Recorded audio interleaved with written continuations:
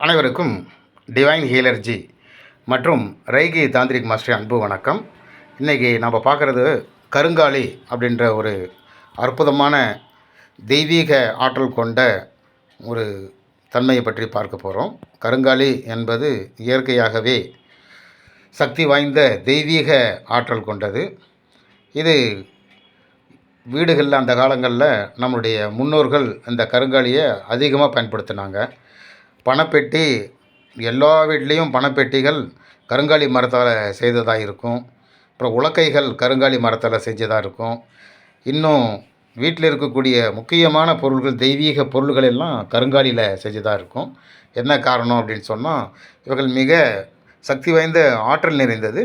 இதில் சிகப்பு கருங்காலி, கருப்பு கருங்காலி அப்படின்னு சொல்லிட்டு 2 வகைகள் இருக்குது. 2 வகையிலுமே ஒரே தன்மையான சக்திகள் கொண்டது தான். இவைகளில் நாம் பூஜை அறையில் பயன்படுத்தும் போது இதில் மந்திரங்கள் பேட்ரி மாதிரி ஒரு ஸ்டோரேஜ் ஆகக்கூடிய அற்புதமான தன்மை இதில் இருக்குது. ஏன்னா கருங்காலிகள் மிக சக்தி வாய்ந்த ஒரு பொருள் தான். நிறைய பேர்த்துக்கு சக்தி வாய்ந்த பொருள்கள் அப்படின்னு சொல்லிட்டு நிறைய பேர்த்துக்கு தெரியாது. பொருள்களை ஏன் பயன்படுத்துகிறாங்க அப்படின்னு சொன்னால், எப்பொழுதும் நமக்கு அந்த சக்தி பரிமாற்றங்கள் இயற்கையாகவே நடந்து கொண்டிருக்க வேண்டும் என்பதற்காகத்தான் இப்போ சித்த புருஷர்கள், யோகிகள், ஞானிகள், தவசிகள்லாம் இந்த யோக தண்டம் அப்படின்னு பேர். இது பேர் இங்கே வச்சுருக்கிற ஸ்டிக்கு பேர் யோக தண்டம் அப்படின்னு பேர். இது சூரிய கலை மெடிடேஷனில் சூரிய கலையினுடைய விழிப்பு இருக்கணும் அப்படின்றதுக்காக இந்த யோக தண்டத்தை இடது பக்கம் கையை இந்த மேலே வச்சுருப்பாங்க. அதனால் வலது பக்க நாசி திறந்திருக்கும். அதனால் வாசி யோகம் ஈஸியாக நடந்துடும். மெடிடேஷனும் சிறப்பாக சக்ஸஸ் ஆகிடும். ஏன்னா வலது பக்க நாசி ஓட்டத்தில் தான் எல்லா சிறப்பான மேலான விஷயங்கள் எல்லாம், தெய்வீக கலைகள் எல்லாம் மனனம் ஆகிறது அதில் தான். நிறைய பேர்த்துக்கு தெரியாது. இன்னும் இந்த மாதிரி தெய்வீக பொருள்கள் அதிகமாக இருக்குது. இன்னும் பாருங்கள், இது காப்பரு. இந்த காப்பர் தட்டை நீங்கள் எவ்வளோ நேரம் கையில் வச்சுருந்தாலோ அல்லது இதை பயன்படுத்தினாலோ உங்களுக்கு ஒன்றும் தெரியாது. ஆனால் ரமண மகரிஷி இந்த காப்பரை தொட்டார்னாவே மின்சாரம், நம்ம எப்படி கரண்ட்டை தொட்டால் தூக்கி போடுதோ அந்த மாதிரி அவரை தூக்கி போட்டுவிடும் இந்த காப்பர் பாத்திரங்கள். அவர் காப்பர் பாத்திரங்களை பூஜை அறையில் பயன்படுத்தும் பொழுது என்ன செய்வார் அப்படின்னு சொன்னால், துணியை மேலே வச்சு தான் பிடிச்சி எடுப்பார். என்ன காரணம் அப்படின்னு சொன்னால், ஒரு சில யோகிகளுக்கு அந்த குறிப்பிட்ட பொருள்களை பயன்படுத்தும் போது மகாசக்திகள் வெளியே வரும். அது தெரியும், நல்லா வெளியவே தெரியும். நிறைய பேர்த்துக்கு அது வராது. என்ன காரணம்னா, அது கம்யூனிகேட் ஆகாதான். பஞ்சபூதத்தினுடைய கம்யூனிகேஷன் கம்மியாக இருக்கிறதுனால நமக்கு அந்த காப்பரில் இருக்கக்கூடிய காந்தத்தன்மை, மேக்னட்டிக்கல் பவர், அந்த மின்சார சக்தி, ஆரா சக்தி நமக்கு சேர்றதில்ல. ஆனால் ரமண மகரிஷி காப்பர் பாத்திரத்தை தொடவே மாட்டார். தொட்டார்னா, தெரியாமல் தொட்டுட்டார்னா அப்படியே கை உதிருவார். என்ன காரணம்னா, அந்த மாதிரி ஒரு அபரீத சக்திகள் இந்த ஆர்த்தடாக்ஸ் அப்படின்னு சொல்லி பழங்கால பொருள்களுக்கு இருக்குது. இந்த யோக தண்டங்கள் அந்த காலத்தில் இருந்து சித்தர்கள் எல்லாத்துக்கிட்டே இருக்கும். அகத்திய மகரிஷிக்கிட்ட நிச்சயமாக இருக்கும்.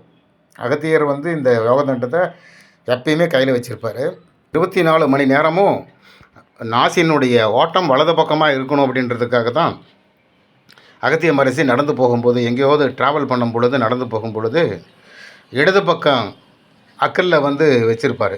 அது என்னத்துக்கு அப்படின்னு சொன்னால், இடது பக்கம் கை உயர்த்தி தூக்கி பிடித்தாலோ அல்லது ஏதாவது ஒரு பொருளை, புத்தகத்தை நீங்கள் அக்கலில் வச்சாலும் கமக்கட்டை அப்படின்னு சொல்லுவாங்க.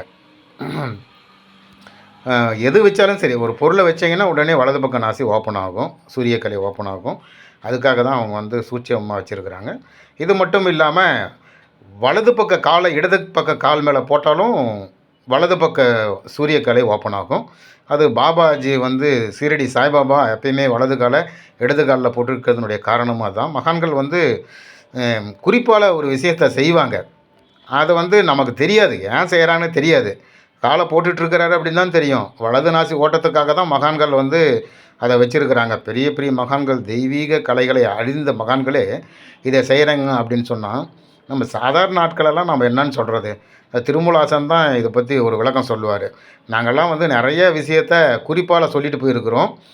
ஆனால் அந்த குறிப்பை நீங்கள் தெரிஞ்சிக்காதனால வேறு மாதிரி நீங்கள் வந்து எடுத்துக்கிட்டீங்க அந்த குறிப்புகளை அப்படின்னு சொல்லிட்டு சொல்லுவார். பாடலில் சொல்லுவார். காட்டும் குறியும் கடந்தவர் காரணம் ஏட்டின் புறத்தில் எழுதி வைத்து என்ன பயன் கூட்டின் குருநந்தி கூட்டிடின் உண்டென்றேல் ஆட்டின் களத்தில் அதற்கடந்தற்றே அப்படின்னு சொல்லிட்டு ஒரு உதாரணத்தையும் சேர்த்து சொல்லுவார்.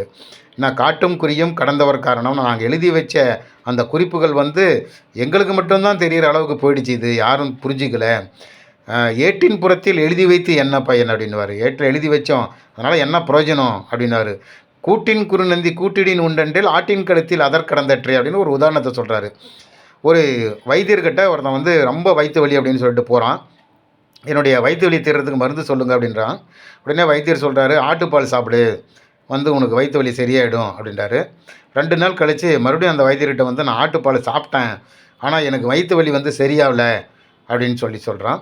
உடனே வைத்தியர் சொல்கிறாரு, நம்ம வைத்தியம் எப்பயுமே மிஸ் ஆகாது, நம்ம சொன்னபடி நடக்கும், வா நீ எப்படி குடித்த காட்டு அப்படின்னு சொல்லிட்டு கூட்டிகிட்டு போய் காட்டுறாரு. அப்போ வந்து அந்த வியாதிஸ்தன் சொல்கிறான், நான் வயிற்று வலி போகிறதுக்காக நீங்கள் ஆட்டுப்பாலை குடிக்க சொன்னீங்க, நான் கறந்து குடித்தா அது வந்து அதனுடைய தன்மை குறைஞ்சிருமேன்ட்டு நானே மடியிலேயே சுட நான் குடித்தேன் அப்படின்றாரு. அப்படின்னா இன்னும் நல்லா இருக்கணுமே, எப்படி நீ குடித்த காட்டு அப்படின்னு கேட்குறாரு.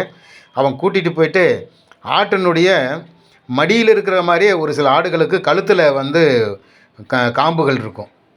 அந்த காம்பை பிடிச்சி அவன் வந்து சப்பி காட்டினானான், என்ன இப்படி தான் நான் குடித்தேன் அப்படின்னு சொல்லிட்டு. அதுதான் அவர் சொல்கிறார், கூட்டின் குறுநந்தி கூட்டிடின் உண்டென்றேல் அப்படின்றாரு.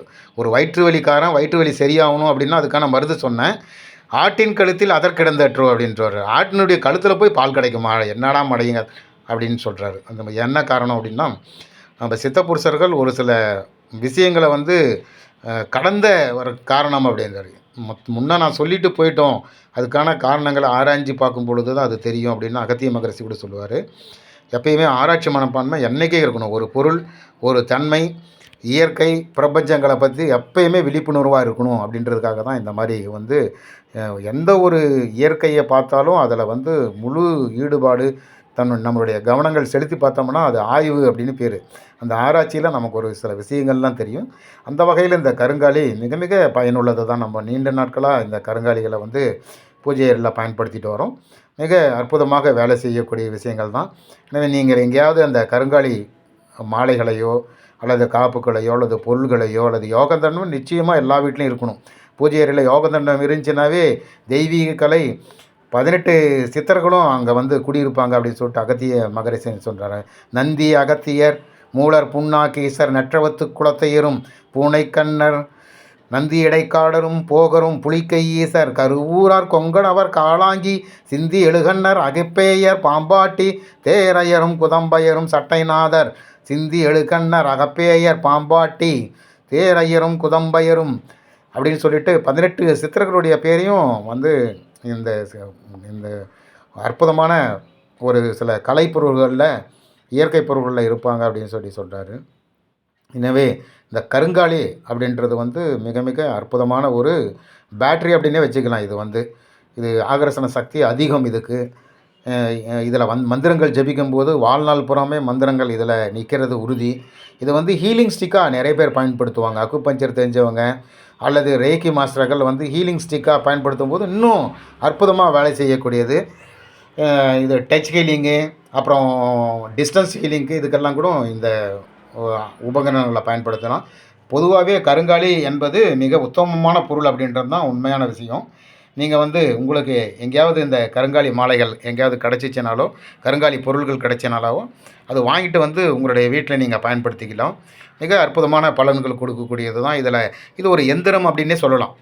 வந்து காப்பரில் தான் எந்திரம் இருக்குது அப்படின்றது இல்லை, இது ஒரு எந்திரமாகவே நாம் பயன்படுத்திக்கலாம். மந்திர தந்திர எந்திர சாஸ்திரத்தில் இது ஒரு எந்திரமாகவே செயல்படும் அப்படின்றது எந்தவித சந்தேகம் இல்லை. இந்த கருங்காலிகள் வந்து மிகவும் புனிதமானது. இவைகளை எப்பயுமே வந்து ஆயில் போட்டு வைக்கணும். இதுக்கு வந்து எள்ளெண்ணெய் வந்து சிறப்பான ஒன்று. இந்த ஆயில் வந்து அதுக்கு தடவி வைக்கணும். இவை வந்து நாம் இன்னும் இப்போ தடவலை. இப்போ இந்த கருப்பு ஸ்டிக்கில் ஆயில் தடவி இருக்கும்.